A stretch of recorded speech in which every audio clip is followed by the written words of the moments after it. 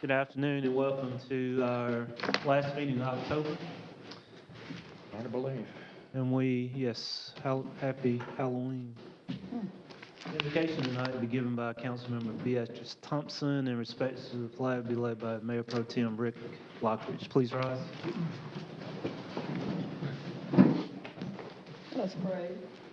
Dear Heavenly Father, once again you have blessed us with the privilege to assemble in its council chambers. Thank you for your holy presence in our midst. We seek your help as we make our decisions that we are faced with in the best of times and yet the worst of times in our world, our nation, and our community. Help us to utilize our best skills and our best judgment in accordance with the needs of the citizens that we serve. We pause now to implore your guidance as we face the horrendous problems that seek to destroy us. Problems of the pandemic, homelessness, poverty, depression, and so many others. Help us to address these problems. Help us to replace unity over division, love over hate, hope over despair, justice over racism, humility over arrogance, and peace over turmoil. And as we engage in our voting experience, help us to do so without fear and intimidation, but with the courage to express our convictions as true citizens of this great nation.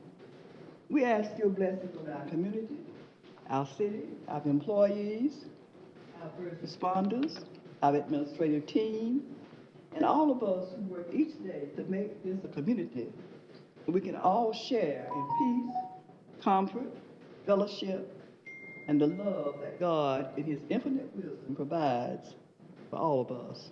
It is in your name we pray. Amen. Amen. Pledge allegiance to the flag of the United States of America and to the republic for which it stands, one nation, under God, indivisible, with liberty and justice for all.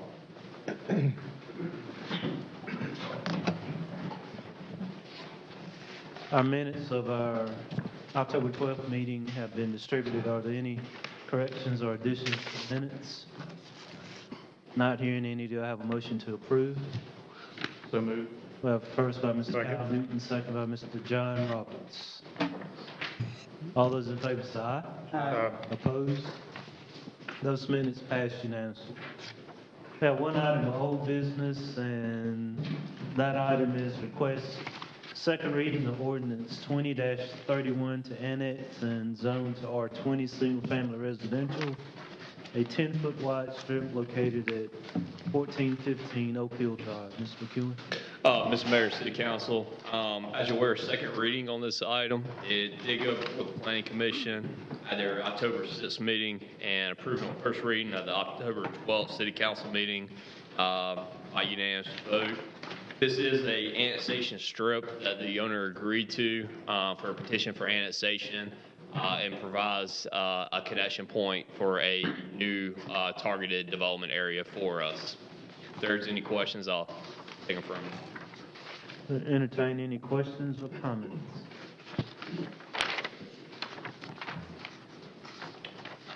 Not. We adopt this annexation. We have a first by Mayor Pro Tem. Second by Mr. Harbin. Any further discussion?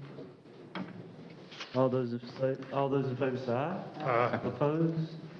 That passes unanimously on the second and final reading. We have 4 items of new business that are referrals to the planning commissions. We'll take them one by one with the explanation of each. The first one is request a consideration of a referral to the Planning Commission, a petition to rezone 1509 East River Street from LO Limited Office to GC General Commercial. Mr. McEwen. Mr. Mayor, City Council, I will ask Mr. Strickland, our Assistant City Manager, to present items B1 through B4 to you. Thank you, sir. Thank you.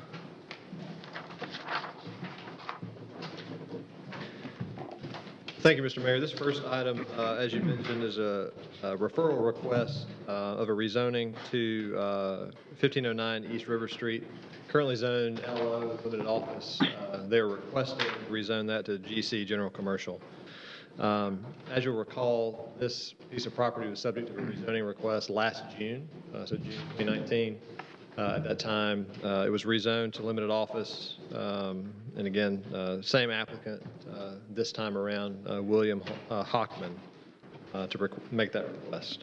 Staff does recommend that we refer this to Planning Commission meeting on November 3rd.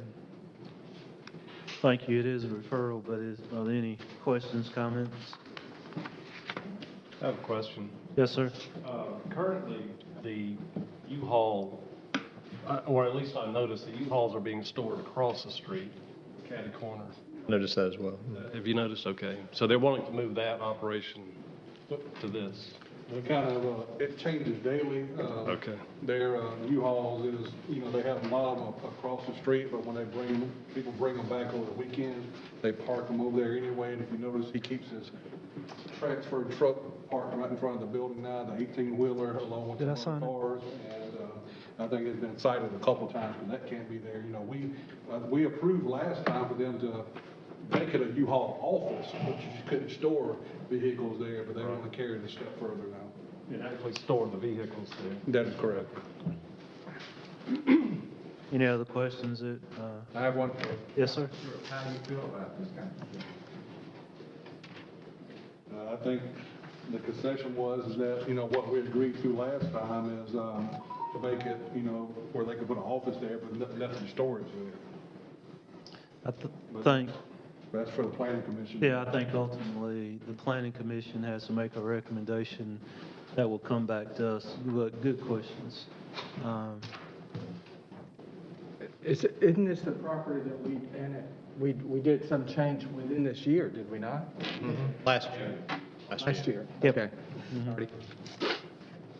Anything else, guys? Mayor, I move we recommend this to the Planning Commission. Second. First by Mr. Jeff Roberts, second by Dr. Thompson. All those in favor say aye. Aye. Opposed? That passes unanimously to the Planning Commission. Our next item is request consideration of a referral to the Planning Commission, a petition to rezone 1514 South Murray Avenue from RM10 multifamily residential to GC general commercial. Mr. Strickland? Thank you, Mr. Mayor. As you mentioned, this is a referral request, 1514 South Murray Avenue, currently zoned RM10, which is our multifamily designation, to GC General Commercial. They are requesting to do an auto sales business on the property. And the applicant for this one is Edgar Arias. Thank you. Questions, comments? Again, a referral. We'll say it again. Mr. Mayor, make a motion we refer this to the Planning Commission. First by Mr. Harbin, Second. second by Mr. John Roberts. Any further discussion? All those in favor say aye. Aye. Opposed? That passes unanimously.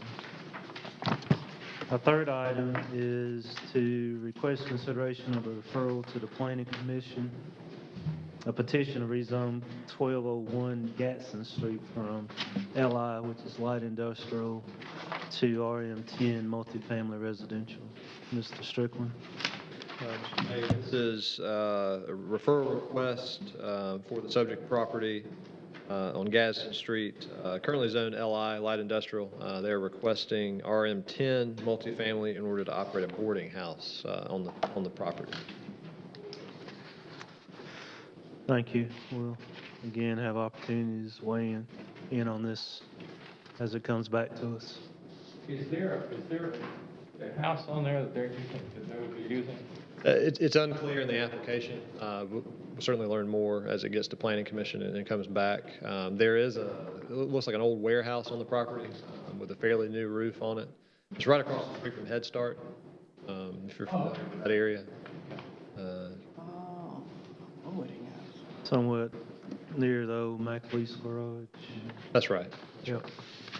I make a motion, Mayor, we refer this to the First by Mr. Harbin. Second by the Mayor Pro Tem.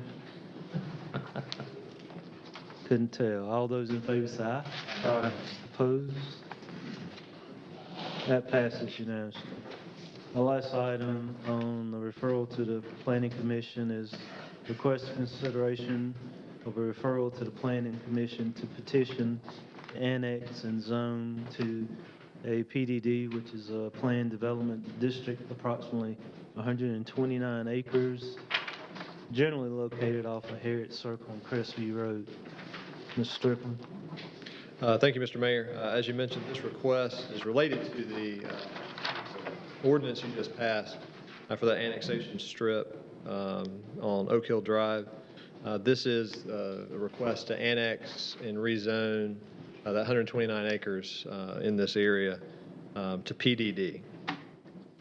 The developer is proposing a mix of single-family detached units and townhomes, as well as a robust community amenity space. Thank you, sir. Questions, comments? Could you show me on that map where the cemetery is? I'm trying to figure it out. Is that the cemetery? That's it. That is right here. Yes, that triangle. And then there's a piece of land at the end of the road right here. That's because they got a sign sitting here, right here, I guess. All right, well, I don't know about the sign, but that triangle is the cemetery. And this back here, okay.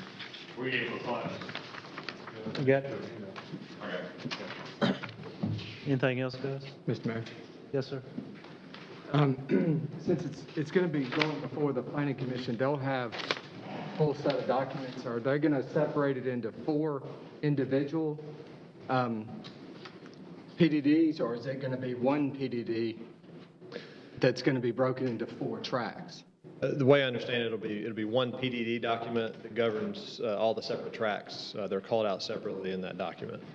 Okay, so with that, they'll each, because they're going to be some of them are going to be across the street. That's right. From the adjacent roads. That's right. Does that mean that they have to abide, or I guess, adhere to the buffering requirements for each track as they're, even though it's Yes. one development? They do. Yes, sir, they would.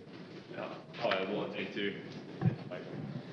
One of the things as well is this is a similar setup. When I first came on board, we did an edit of a PDD that we have for, they're developing Martin's Trail right now. That's the Oakmont.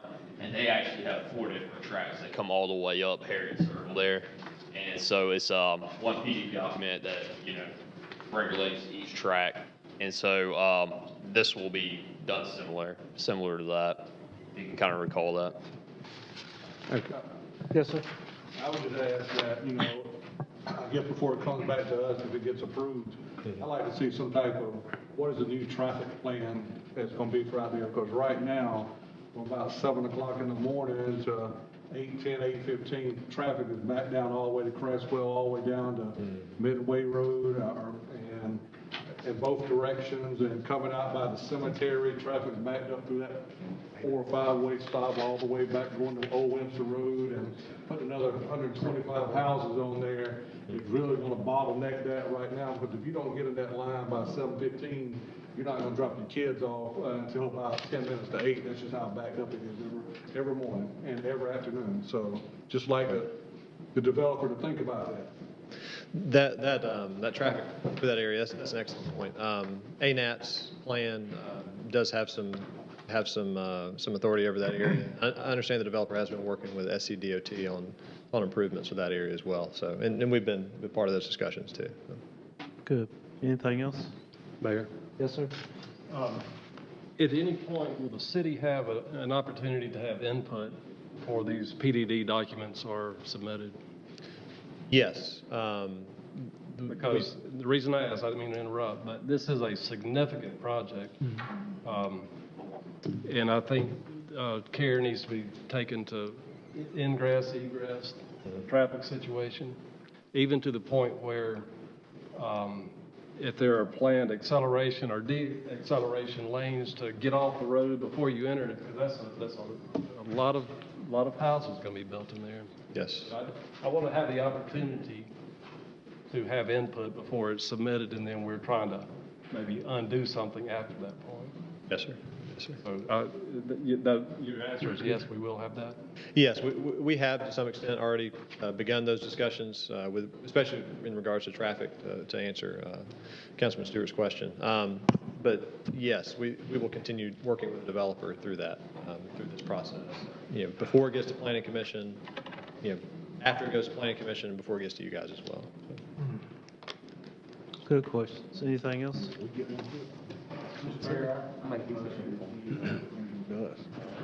Planning Commission, and excited to see what they come back with. Second that. First by Mr. Harbin, second by Dr. Thompson. Yes, sir. Just for point of clarification, just want to make sure I heard correctly. You said that you all as staff are continuing to work with the developer on those plans and things that we cited before it comes back to us. Is that correct? Correct. I think, correct me if I'm wrong, I think Councilman Roberts' question is, are we going to have a chance to put input before it gets to that point? Is that correct? That's correct. Will Council. Is council, I see, like in the form of a work session, or is that, okay. something along We can certainly set that up, absolutely, absolutely. That question, if it's going before the Planning Commission, seems like the cart's before the horse. I think it could still happen. No. Just before the documents are finalized, let's have some input. Have a look at it. That's right. And one thing I'll add to is that, so in this situation, your ANS and you have the PD document, they don't necessarily have how they're going to design the neighborhoods yet for each Right. track. But that, the PD document, just like your zoning document, is your policy statement for that. So anytime we ANS, we put it in zoning classification. Sometimes, the developer's just ready to go, they've got the plans, they're submitting everything at once. That's what we've had recently. But in this case, it's a good 10, 12 plus year build up of this large development. So they don't know, exactly how things are growing yet, but you'll have the PDD as the guidance document. But separately from that, what I'll get for you as well is DOT has, before even this development, they've been working on a complete traffic study of that area. They have developed, they actually had 8 different concept drawings. They're definitely looking at, and COVID's kind of slowed down their review process, of their selection process of what they're going to do. The developer has stayed away from the room of that, the area of riding roundabouts, and so you'll probably see a couple roundabouts in this area, definitely, and we'll show you some of those SCDOT drawings, engineering drawings that they already have. They've just been a little bit slow lately. DOT has, not the developer, but the developer knows that that's coming, so to incorporate that into it. And then also the developer actually proposed a connection to 81 as a boulevard, essentially, to take that traffic off Oakmont. And so we put that before DOT for consideration as well. So we've been waiting to hear from them. They've been a little slow, but I do have the concept, so we can show that to you. I mean, they're going to go with one of them. DOT is on the roundabouts. But they have some really good features, so we can show that to you. Good. I think probably, I think Andrew had mentioned this, and probably maybe a good time to talk about the ANATS part of that too. That's right. And also DOT, how it works with ANATS. I think the bigger issue is just, I don't know about y'all, but it seems like I get an email at least once or twice a month about Crestview and Harriet Circle. So, I mean, that's the kicker there. I think we got to tackle that one. But I look forward to hearing those discussions. All those in favor say aye. Aye. Opposed? That passes unanimously to the Planning Commission.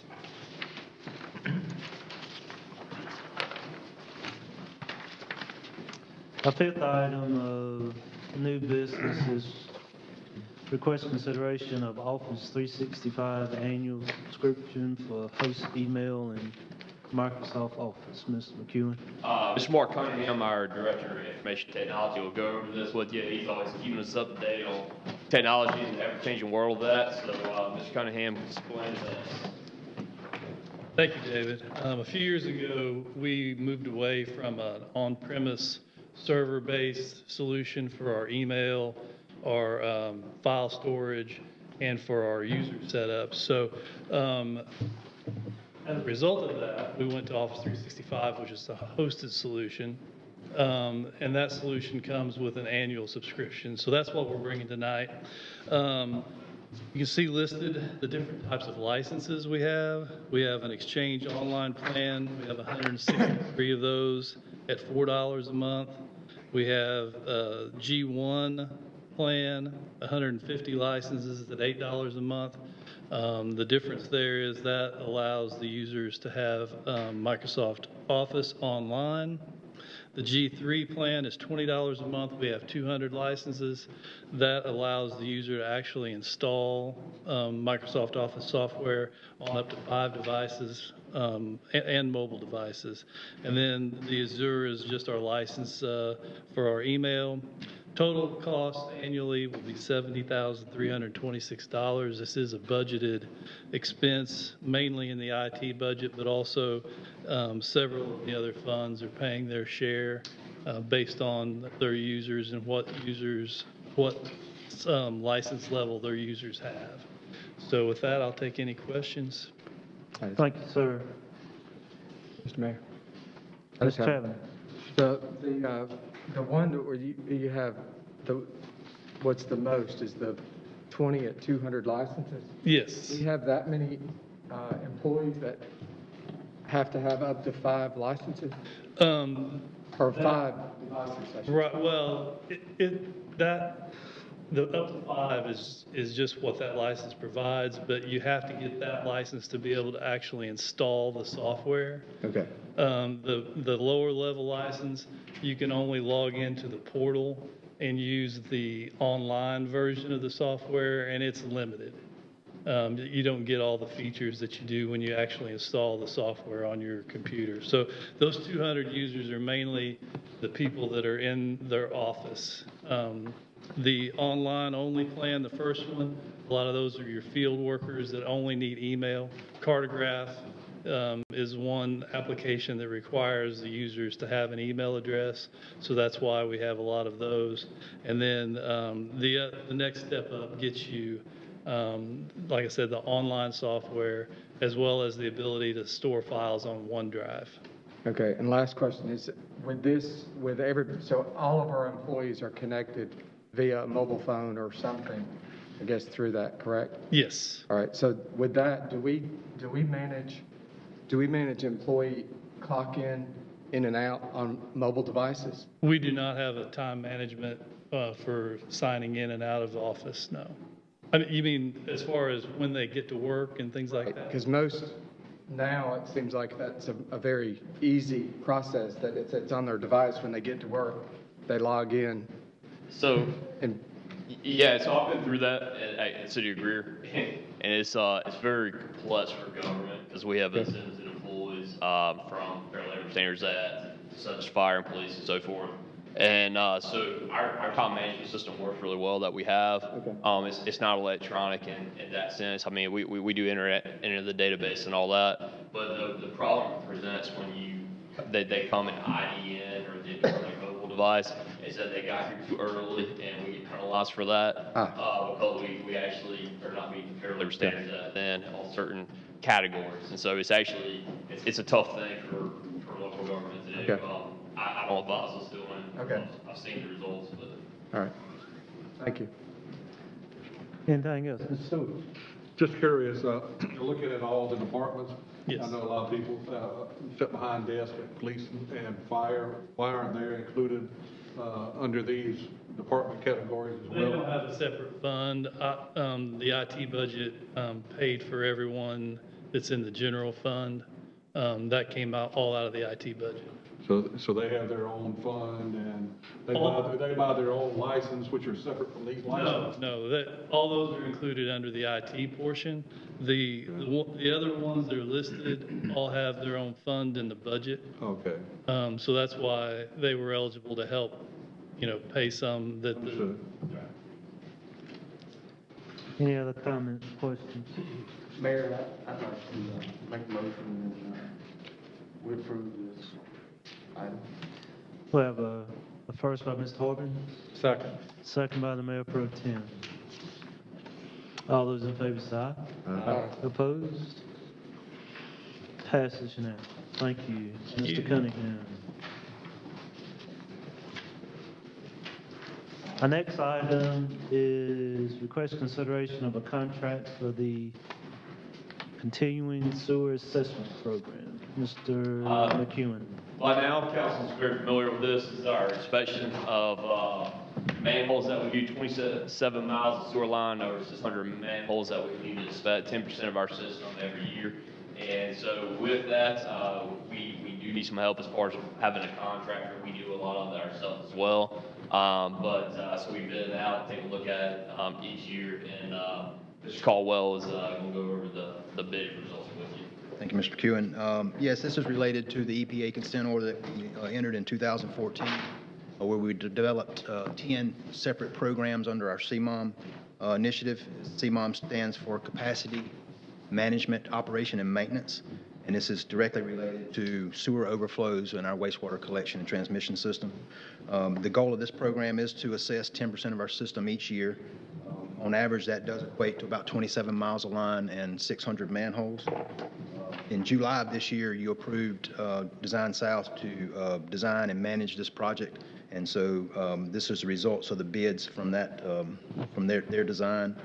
The plans include CCTVing approximately 17 miles of line and 400 manholes under this project, and these assessments are used to basically fill into our infrastructure rehabilitation program, which is another program under the CMOM initiatives, in order to replace and repair and rehabilitate lines as needed.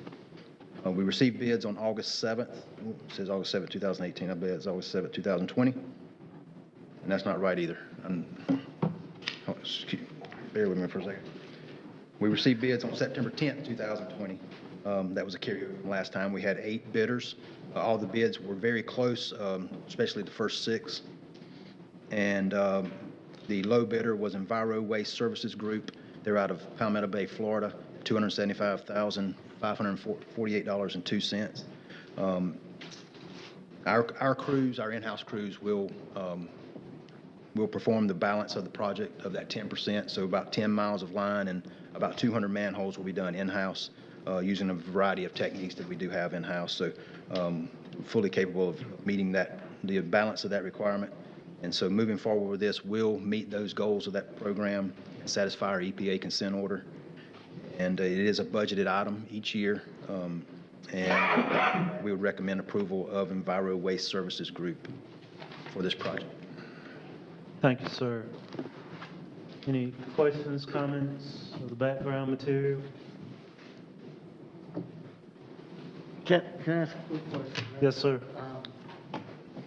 So 27 miles of sewer line a year get inspected? And so this contract is for 17 miles, Mm-hmm. and then we're going to do 10 miles. What, can you just enlighten me a little bit on what they do? What we It's $16,000 a mile is what it equates to.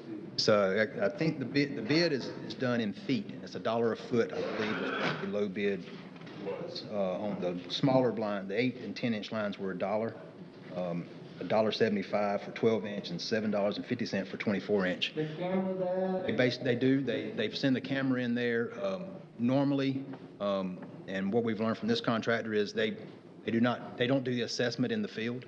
Okay. Some of them do the assessment in the field. They'll send the cameras through, get the video, send it back to the office, and they'll have a QC person in the office that views the video that is that has the qualifications to perform what's called a PACP, pipeline assessment, and those are certifications that you have to get in order to do this type of. And they would tell us, hey, this pipe where it's going together has got a problem, and that would go on our list to actually. They will actually look at every defect, whether it's a fracture, a crack, a hole. Mm-hmm. They'll tell us what the distance is to each tap. If it's taps in use, if it's a tap that's been closed out. Yeah. And then they will code those defects, and they have the way they're coded is a 1 through a 5 or 0 through a 5. 0 is no defect, 5 is a large defect. And so they'll take the number of 5s and the number of 4s and number of 3s and create a code that we use to fill in our infrastructure rehabilitation program. So how many miles of sewer line do we have? We have about 274 miles. And how much of that 274 miles have we actually inspected? Just curious. We have done, we've done 2 years of this so far, so this is year 3. In those 2 assessments, we've done 25 one year and 26 one year. So we've been a little bit short of our goal, but the goal is approximate, is the way it's read.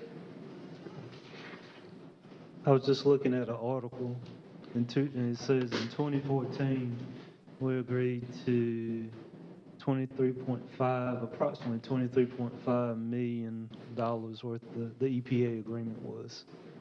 Yep. So. Yep. But I think it's one of those things we talked about a long time ago. We were committed to, I mean, the best practice would be to always inspect what we've got from an infrastructure point of view. Keep stuff like Hunter Henry from happening and all the old pipes, and Jeff's talked about that a lot. I mean, our infrastructure needs are... They're large. Large. $23 million we'll make a dent, but it should be 23 million, Yep. yeah. It's crazy. Any other questions? I think it works out to about 16,000 per mile. Yeah. Yeah, $16,000. 37 cents a foot. Mr. Kirby would be glad you said that. I'd like to make a motion to approve, Mayor. First by Mr. Harvin, Second. second by Mr. Chapman. Any further discussion? All those in favor say aye. Aye. Opposed? Thank you, Jeff. Thank you. The last item of new business is request consideration of a Brownsville assessment contract. Ms. McCoon? Mr. Mayor, so this is a consideration of a contract before you to move EPA grant along. That's been in the process of applying since 2017. But I'll take it back a little bit farther. Before that, the city's had a long file on the Anderson Mill site, along with some other sites, Foundry and Steel, and some other sites in the area, and has pursued trying to find a path forward on environmental assessment and remediation, going back a good 15 years or so. To get real competitive in it, we in 2017, the city pursued a grant for the assessment of it, EPA grant. And in doing so, we needed some technical assistance with that. So we issued a request for qualifications for engineering services, professional assistants, with putting the grant together to pursue. They're highly competitive with the EPA. Usually takes you 2, 3, 4 times before you get the grant because there's so many communities competing for them, and also the private industry competing for them as well. And so back in 2017, we had an RFQ out, selected Cardno Engineering as the firm to help us put the grant together and also the associated work with it if we were to get awarded. We discussed back in May 20th at our city council budget meeting that we were the recipient of a 2020 Brownsville assessment grant award in the amount of $300,000. We had a kind of early indication that we were going to be awarded that then. So we were able to build that into our budget process to move forward. Going back to the process of it, though, the actual recorded grant award date was August the 11th. So we had an early indication that we were, in the final front of receiving the award, and it was the third time applying on this. So we were hoping the third time you usually get it. And so we had a really good application that we put forward with it. So in August 11th, we were notified that we would be actually awarded the grant. The grant period begins October the 1st and goes through September the 30th, 2023. So it's a 36-month process. In that, what's before you is from the RFQ, Carno Incorporated, and they have a Columbia office. Gail Jeter, some of you may know her from some work she's done in the area, but she has a lot of experience in not only writing these grants, but administering them with their firm. And they've done a lot of work in Anderson County. They've done 2 projects for Anderson County as far as mill cleanup sites. They've done work for Honeyapau, Pelzer, and Anderson University. So they have work ongoing throughout the county right now. They're very familiar with Howard County. And because of that, we were able to write a nice competitive grant for the Anderson Mill site as a priority site. But you also do, the EPA wants to see you do group sites together. So it's also includes the sites surrounding that area and predominantly along the Alphabet community.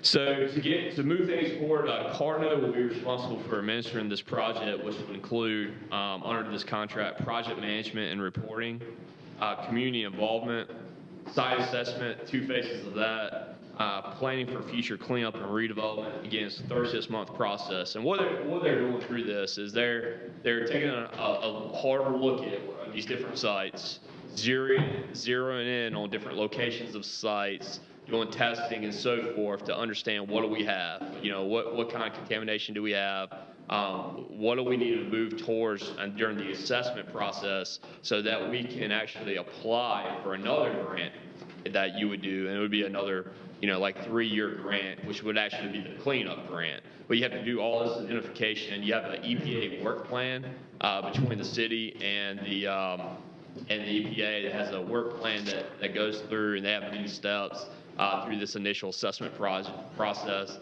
that gets you all the data, gets the EPA all the data that they need to move forward to applying for the next round of the grant, which will be the cleanup part of that. And so this contract before you is the full assessment of that from Carno, and it's a do not exceed amount of $292,500.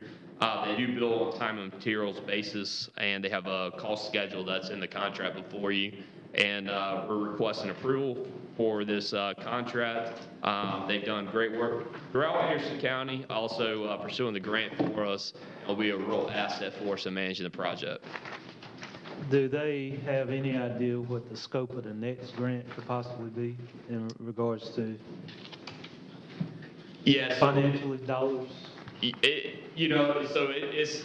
It goes in steps. I was reading through the city of Columbia, and it's a fairly long process. And Columbia had a project that was $1.8 million in total, and Carno actually did it as well. And they took them through the steps, the assessment process, and then you get the cleanup and so forth. So really the next step, you go for as much money as the EPA will give you on that round, but kind of how I understand it is there's several rounds that you go through with it as far as getting the cleanup dollars as well. Good. Anything else?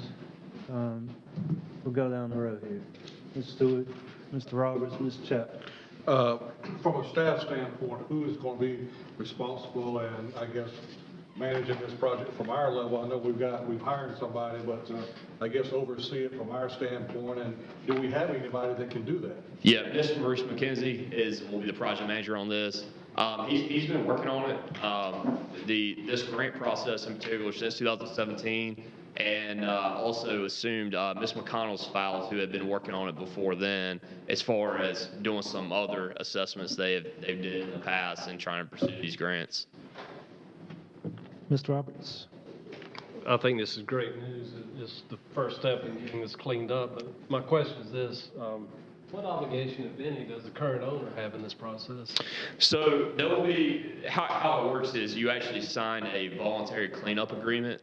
And so that will be between the owner, ourselves, and DHEC, and then that's submitted to the EPA. And so it provides essentially a buy on it, I guess, unless you come across some stuff that they actually can contribute, contaminate the property themselves. But I think what we'll find is, the historic contamination of it.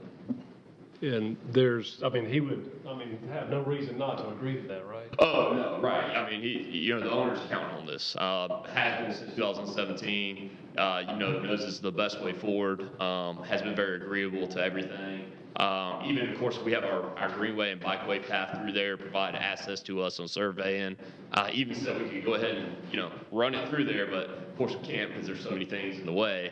That will be built. There has to be a community action plan built into this as well that you submit to EPA. There's a community process of that, and so the bike and pedestrian plan will be built into that, along with any development opportunities and so forth. Will all be brought together and put before the EPA. And that was also in our grant application that we had potential developer looking at the site, that we have a bike and pedestrian plan that goes through this.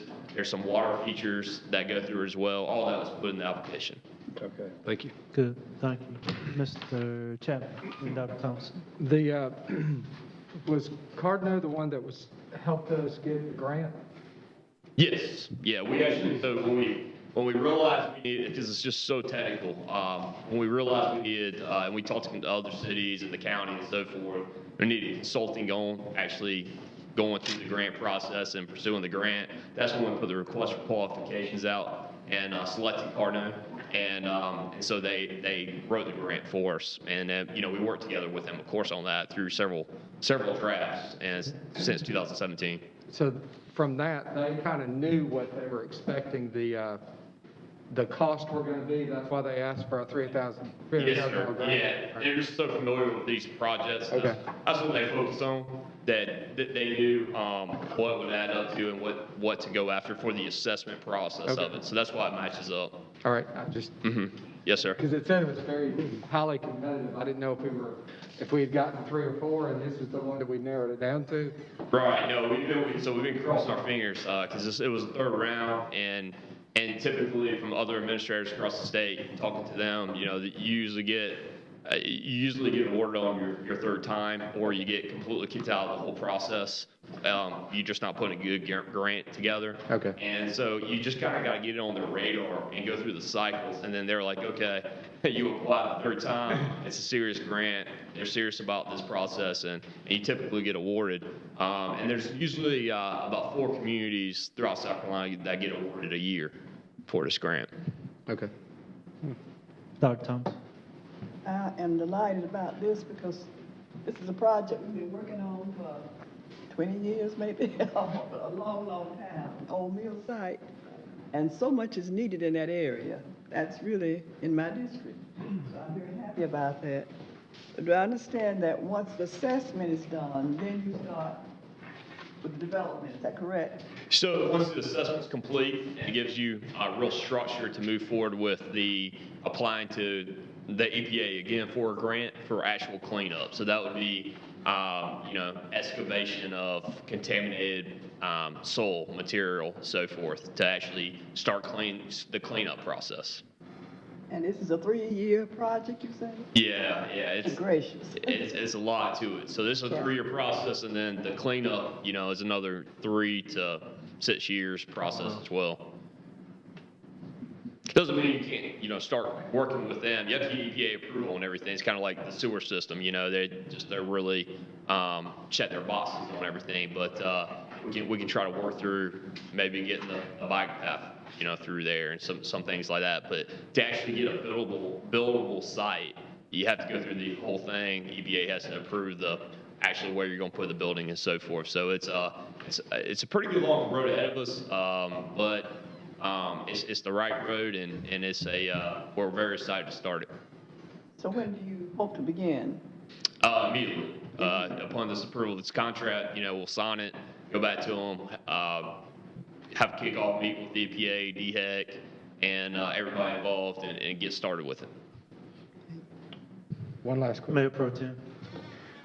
Do we have any other sites that need to be worked on? Yes, what the EPA likes to see when you put one of these grants forward is the area. So not just that. So let me go to my notes real quick. But so actually within the application process, The Anderson Mill is what's considered within the assessment our priority site. It's 19.8 acres. But we included Apple Mill in there. That's very important. It's sandwiched, that community sandwiched between those two mill sites. So it's included in there. Boundary and Stills properties, so there's 4 parcels, 6.4 acres, and then they have another 2.95 acres. Also, we were able to put in, they like to see some other sites that are just in the area as well that are smaller. And so the Hot Shots property, 1209 South Murray Avenue was included. 2 abandoned dry cleaners, Star Cleaners, and Shrivel Street Cleaners. And so these sites were all packaged together on that. Okay. For this area to the. They've already done that. And so you have a priority site, but then you have the area, right? I think it's great. I think we need to go ahead and adopt it. And that's something that they need to Get it started. you want to put a package together and not just say, hey, it's just one site, it's a micro area we're doing daylight, trying to see the bigger picture of an area that you're looking at. Good, I move that we adopt it. thank you. Second. Have a first by the Mayor Pro Tem, a second by Dr. Thompson. Further discussion? Mr. Chapman. That's all right, I just had one. So either way, this is the process that we have to go into if the property's ever going to get developed, privately or governmentally. Yes, sir. So however it's developed, this is the way you go about doing it. So, which is very exciting. And so it makes the property usable in whatever fashion that is. So. And it has been abandoned since when? Ooh, you guys are the ones that are veterans of the city of Anderson. I know it burned Several in the times. 80s. I'm going to say 80s, somewhere in there, 70s, 80s. That's good. If we had money that fell out of the sky, could we speed the process up and get EPA to reimburse us? No, it doesn't work Okay. like that. they work to their own drum Got you. beat. Yep. But we're very thankful for them for the award. Ms. Stewart? All those other sites you mentioned, Mr. City Manager, was great sites to look at as well, but Yes, sir. I know the county has been working on the Avenue Mill sites over there. Mhm. There's one piece of land that has never been touched, and that's from Topsaway Church, all on that side of the street, all the way, kind of across from Jeff's office, A.B. Roberts. It's just a, I believe that's the old Landrassy mill that was part of the Anderson Mill sites where they had their office at one time, the tower. I thought Brother Bailey or somebody owned it. There used to be a pond back there at one time. Yeah, let me look. I think I had it in my notes. But that area never was touched under any of the county's grants. It's always, He did, so Carno did some oversight work at the Tossaway Mill cleanup site. Is that what you're referring to? That's it. there's different sections of that mill Okay. site, and they cleaned up on, I guess, if you're going towards the scrapyard, everything on the right, but everything on the left wasn't touched. Okay, apparently that was part of some of the work they did with Anderson County, and I had it listed as one of the projects that they did, so I know there's more work to be done there. Because that's the real eyesore on that one corner right there. I agree with that. Good. Have first and second. All those in favor say aye. Aye. Opposed? That passes unanimously. Thank you. Thank you, Mayor and Councilman. That's all we have for you tonight. Thank you. I would entertain a motion to adjourn. Have first by Dr. Thompson, second by Mr. Newton. All those in favor say aye. Aye. Opposed? We stand adjourned.